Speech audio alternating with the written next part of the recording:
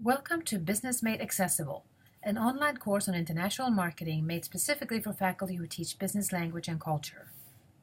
The course was made possible by the Center for International Business Education and Research at the George Washington University, GW Cyber, funded by the Department of Education. Our focus for this presentation is consumer behavior. We're your hosts for this course. I'm Margaret Gonglewski, faculty in the German program in GW's College of Arts and Sciences. And I'm Anna Helm, a faculty member in international business in the School of Business at GW.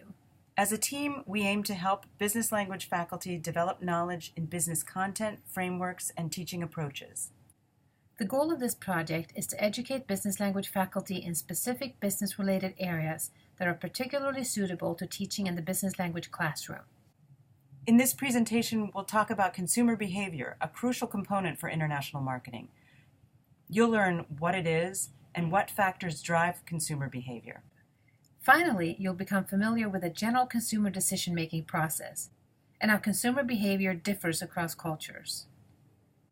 Here's a straightforward definition of consumer behavior: the study of the process involved when individuals or groups select, purchase, use, or dispose of products, services, ideas, or experiences to satisfy needs and desires. So basically, it boils down to this: consumer behavior is what we buy and why. Studying and understanding how buyers behave can help companies improve what they're selling and how they're communicating with consumers throughout the entire process. It's easy to see how useful this information is to companies. In fact, it steers their marketing decisions and overall strategy. Many factors have an impact on how we behave as consumers. One obvious factor is culture.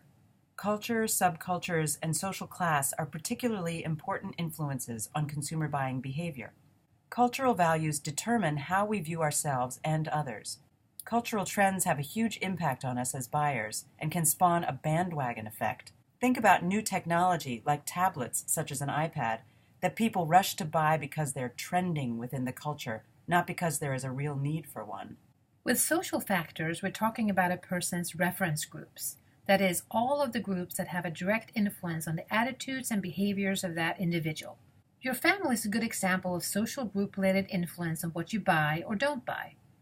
For example, if you grew up in a family that never drank soft drinks and your parents consider them bad for your health, it's less likely, though not impossible, that you're going to consume them as an adult. Personal factors are things like age, occupation, economic circumstances, as well as individual lifestyle and values. What you buy as an 18-year-old differs greatly from what you'll buy when you're 72. Psychological factors include your perception of a product. Your own experience with a product develops your perception of it, which in turn impacts your decision to buy it again. For instance, if you get bad service with a particular cell phone company, that negative experience might impact your decision to switch to a different provider. Let's examine how consumers decide to buy a product. Research has shown that there is a more or less universal 5-stage process that we as humans follow in making purchases. Of course, it's not always as linear or complete as it will come across in the model we're about to show you. Before we look at the consumer decision-making process, keep in mind the factors we already discussed. These are key parts of the environment or the context when a consumer goes through this process. Environment can also account for things like your physical surroundings, etc. You may not necessarily always think about it consciously, but every time you make a purchase, you're responding to a need or desire. Sometimes this need has been triggered by an internal stimulus, like hunger, or by an external one, such as a coupon for 20% off at Pizza Palace. The need or problem recognition stage is the moment when you come to the realization that there's a gap between your current situation and your desired one. The gap has to be significant enough that it will push you into action to make the purchase. Once the gap has been established, the product you desire is on your radar, and you become more aware of information about it. Soon you enter an active information search. You turn to multiple sources: company websites, online reviews, friends and family. You might even test the product for first-hand experience with it. Next, you need to narrow down the viable options. You do this through comparative evaluation.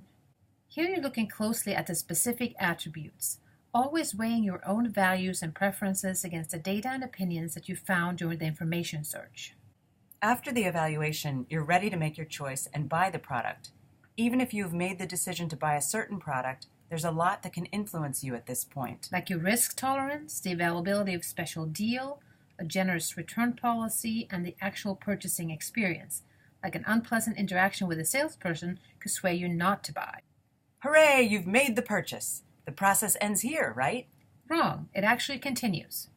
Depending on how satisfied you are with the product, you might become a repeat customer.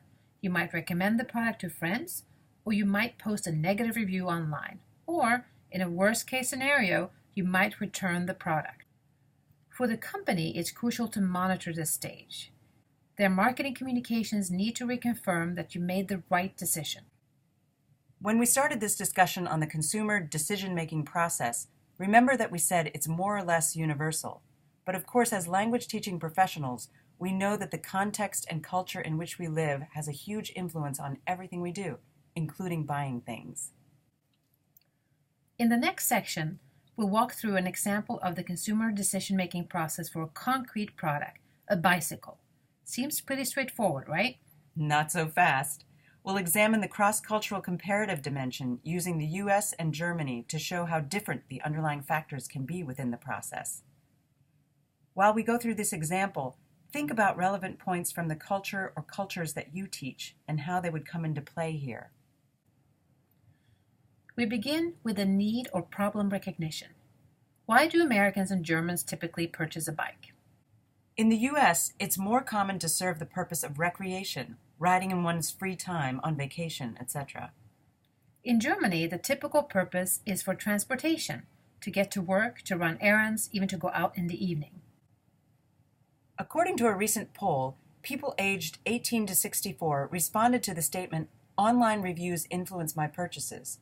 In the US, 78% agreed. Whereas in Germany, only 47% did. At this point in time, Germans are more likely to rely on their own research and analysis of the data than looking to other people's opinions. When checking out attributes for buying a bike, consumers in the respective cultures might look for features that relate to their need for the bike. In the US, you might look for features that make your recreation more comfortable, like shock absorbers and a water bottle holder.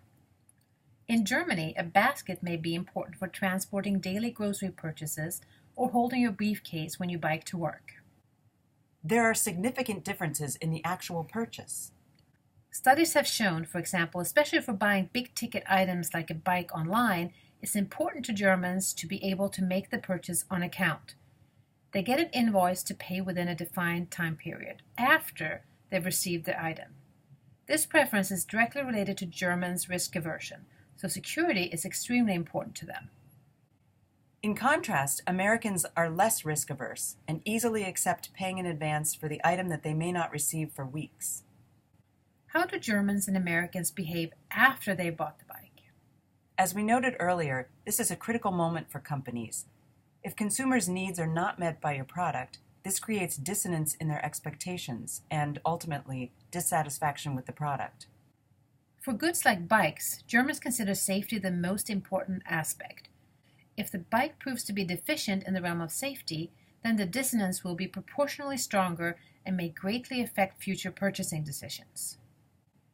Americans are very likely to report back any problems with the bike. They'll talk to the manager, asking for problems to be fixed, all with the idea that this will help others, the company, but also future consumers. If you'd like to learn more about international marketing and explore how you could bring it into your business language and culture curriculum, contact us about our future GW Cyber workshops. We also offer individualized assistance to work with you directly at your institution to tackle issues relevant to your specific business language teaching context. Email us at gwcyberbizlang@gmail.com. Thanks for listening to this online presentation. This project was funded by the GW Cyber, the George Washington University Center for International Business Education and Research. Funding for All Cybers is provided by the U.S. Department of Education through the Title VI grant program to increase and promote the nation's capacity for international understanding and economic enterprise.